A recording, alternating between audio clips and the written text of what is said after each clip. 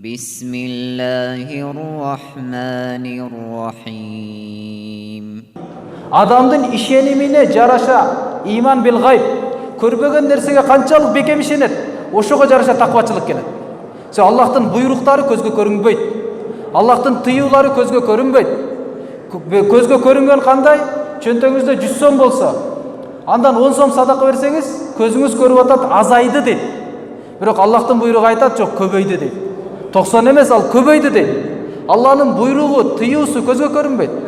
Ямхакуллаху риба ва юрбис садакат. Алла сүткорлукту өчүрөт, жок кылат. Садаканы көбөйтөт. Кур'андын чечими өзгөрүлгүс чечим. Бирок сүткорлукта кылсаңыз акча көбөйүп аткандай. Туурабы? Көздө көрүнүп атат.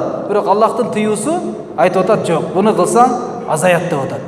Ошондон иман канча бекемделсе, ошондой эле Аллахтын өкүмү да жашоого таквачылык да келе баштайт да. Ошон үчүн биринчи сиз менен биз иманыбызды бекемдеш керекпиз.